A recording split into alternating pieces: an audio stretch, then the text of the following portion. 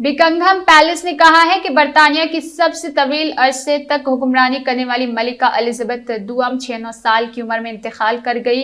Buckingham palace की जानिब से जारी बयान में बताया गया है कि मलिका बिलमोराल में इंतकाल कर गई। उनके बड़े साहबजादे 73 साला चार्ल्स खुद बखुद मुत्तहिद बर्तानिया के बादशाह बन गए हैं, जो ऑस्ट्रेलिया, कनाडा और न्यूजीलैंड समेत दीगर 14 रियासतों का सरबराह होता है।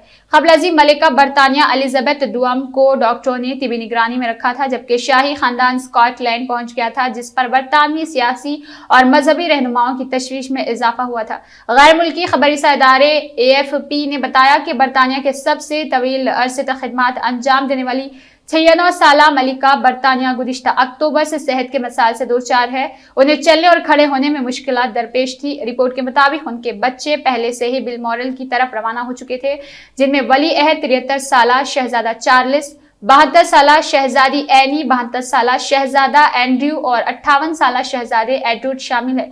उनके हमरा शहजादा चार्ल्स के बड़े साहबजादे शहजादा वलीम, इनके छोटे बेटे शहजादा हैरी और उनकी अहलिया मैगन भी शामिल है, जो शाही जिंदगी को तर्क करके अमेरिका जाने के बाद गैर मामूली दौरे पर बरतानिया आए हैं। मलिका बरतानिया सबसे ज्यादा अरसे तक हुक्मरानी का एजाज भी इसी महीने हासिल हुआ और 6 फरवरी के तख्त नशीनी के 70 साल मुकम्मल हुए थे। वो 1952 में अपने वालिद किंग जॉर्ज शीशम की जानशीन बनी थी।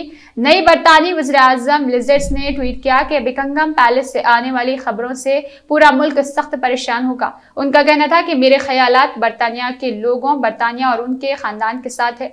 मलिका एलिजाबेथ दुआम का करीबी खानदान जुमेरात को स्कॉटलैंड पहुंच गया, जब डॉक्टरों ने 96 साला मलिका बरतानिया को तिब्बी निगरानी में रखा, जिससे बरतानवी सियासी और मजहबी रहनुमाओं की तशवीश में इजाफा हुआ।